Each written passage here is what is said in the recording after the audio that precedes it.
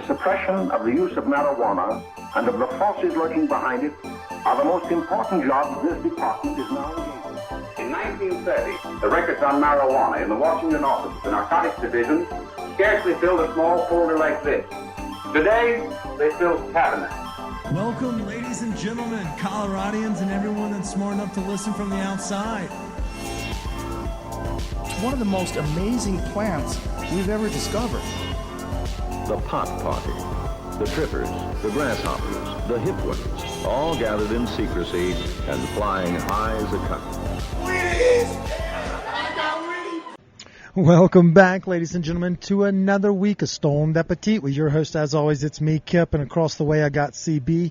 But before we get invited or get going on this episode, I want to give y'all a quick shout out because we are back recording on location. We are coming to y'all from Etc. Eatery right here on South Pearl Street. I'm going to call it the home of the munchies right here in the middle of pretentiousness. You know we like to fuck with the and so we're hiding in plain sight as we come down here. Etc. Eatery is a nostalgic kind of munchy stop-off right across the street from Izakaya and Sushi Den. This eatery is made for folks like us. You get to have snacks like cheese curds and fried cauliflower. They have a litany of cocktails available on tap, but the best part about this place is that it is loaded to the gills with patio space. You can rent it out. You can just come out and party, but no matter what, they are a vibe for spring and summer. But now that we've kind of given you all a tutorial about our location from today, let's get into today's episode. Oh man, Chris, that was a hell of an ad read, but you know one thing I did forget? I forgot to hype the Etc. Eatery happy hour. Everyone knows that we're a happy hour slut, so I really want to get down to this nitty-gritty and tell everybody real quick, $5 eats on South Pearl every day, or Tuesday to Saturday, 4:30 to 6, which are the days that they're open.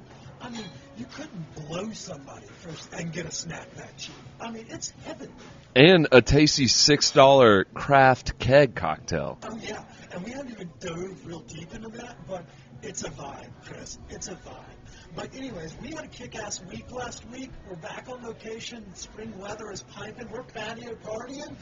Let's get into the nitty-gritty, shall we? Let's do it. Okay, before we get started, we want to give a shout-out to our friends over at Seed & Smith.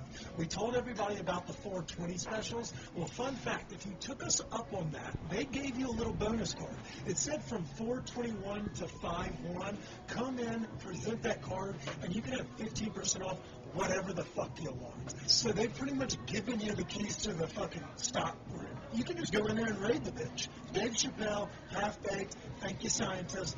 It's a killer deal. They're continuing to just give away weed. I mean, it's a fantastic time of year. I can't be more proud that we sponsor someone that loves us as much as we love them. And they keep looking out for the community. That's the best part about it.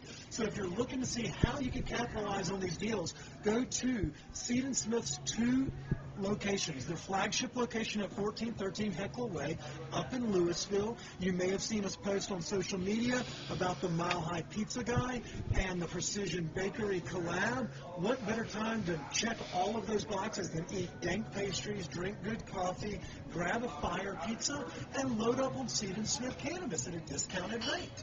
If you're curious and want to know more details, go to www.seedandsmith.com. And, Chris, we wouldn't have been able to party last week if it wasn't for our friends over at Cali's Cannabis. They hooked us up on 420. They hook us up every month, and they're hooking everybody else up. They have featured vendors of the month. They've been doing kick-ass deals all last week. You saw us promoting them. You saw us smoking their herb in the stadiums and all over the city. We love Cali's Cannabis. Charles is back in charge of the grow. That box of fruit gets my dick hard. I could go on for hours. I love our vendors right now. I love our sponsors. That's why we have them. That's why we have them. We wouldn't smoke mids. That's why we got rid of our old sponsors. That's why we only have great guests. That's why we only record from great locations. That's why we left the South. That's why we left the South. So if you're curious about the rewards program, the daily deals of the week, Cali's has them at all 3 locations, Kenosha Court, Larimer Street, as well as in North Glen. And every time you spend a buck, you bank a buck. So you can cash those in for any of the products. And if you shoot me a message, I'll shoot you a digital $1 joint card so you can get a little extra smoke real trips. How about that? How about That sounds fantastic. Yeah, so go to CannabisCannabis.com or check them out on social media to see what the deals of the day are.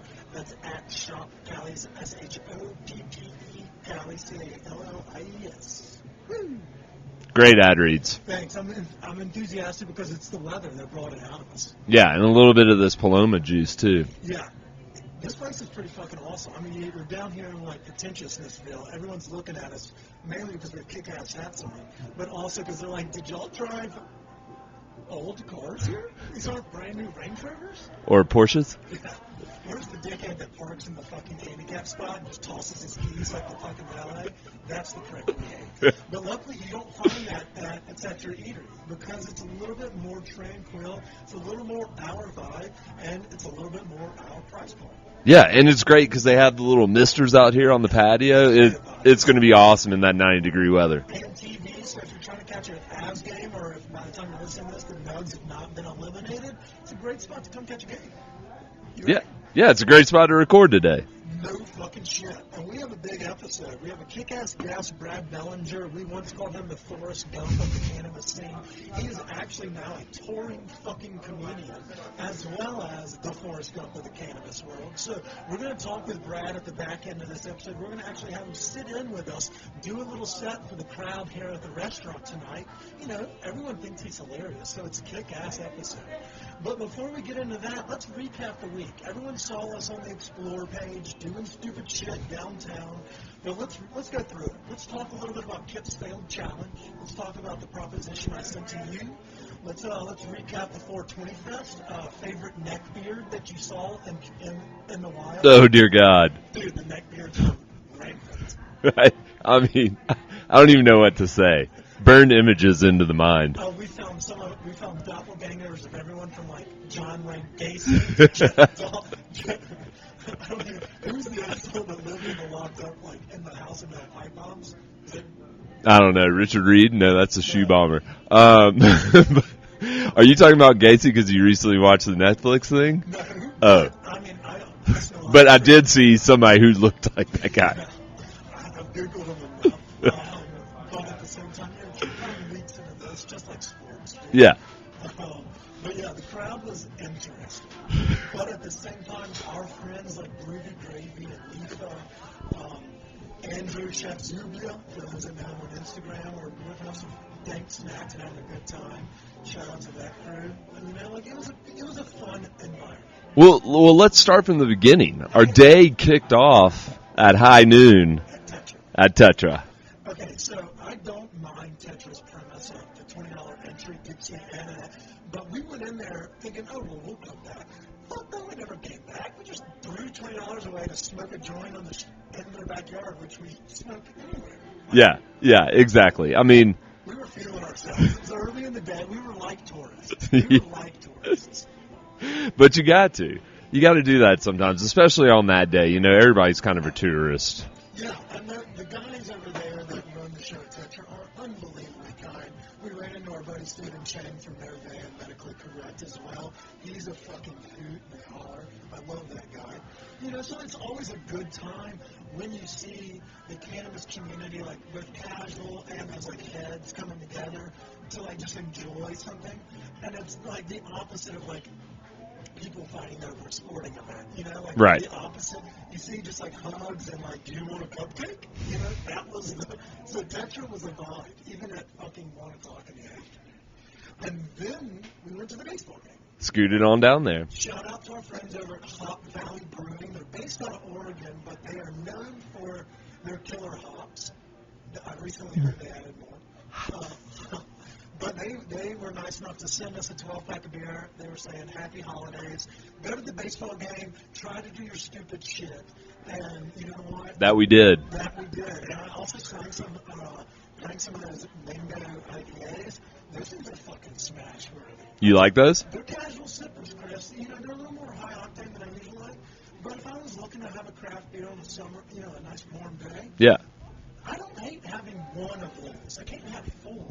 Yeah, I can barely do that anymore.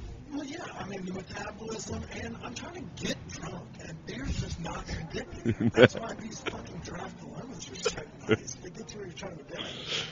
But that also led us into the kind of the railroad situation that was the Kemp's Stoned Appetit challenge, the 999 challenge. You know, I think we were still filling that out. I'd say we were in the testing phase there. Beta? Yeah. I sure as fuck wasn't an alpha. No. Oh, man. Okay, so the challenge is you have to eat 9 tacos, have 9 adult beverages in 9 innings. We say adult beverages because we started with tequila cocktails, but then I realized that not only was I shit-faced and I drink tequila every day, but it's like $14 a drink. Yeah, that could be like almost $200. That's a lot. We're not trying to do that. So what we're going to try to find a way is to partner with a local company where if you do in fact complete the challenge, then we'll give you a gift card that says, congrats, you didn't get all your money back, but here's a bunch of weed. And maybe one day in Rocky Stadium they'll make a wall for us where you Do can, it at the bar when you drink around the yeah, bar. where you complete the 9-9 challenge. Who do you think we have to, like, email? Maybe our friends over at Mile High Sports or one of those guys can shoot an email to the Rocky and be like, can we do a Stoned Appetit pass? Guys, we're bringing people in. We're bringing people in. And we're spending fuckloads of money on your dick man for it. Like, take our, like, do it, you know? Like, that's a great call. But we would be remiss because, you know, one thing that is great about the 999 challenge is that there are great options for tacos in the stadium. Dude, those tacos were dynamite. They're not fucking Aramark, you know, I mean, I'll begrudge those assholes. Right, no. They ruined my school cafeteria. I'm still pissed at them from 2006. But the Gringo's food truck or taco stand, it used to be up in the captain's deck in the rowdy right field. They've now moved, as you're listening to this, down into the concourse on the first base side along the foul pole line. You'll find them directly up from that. The place just has, you know, it's not like the most revolutionary tacos. But for a stadium taco, it's up there. Yeah, and it was Dollar Dog Day, and you mentioned about for a dollar dog, it's binary. It's like, will you fuck it or would you not fuck it?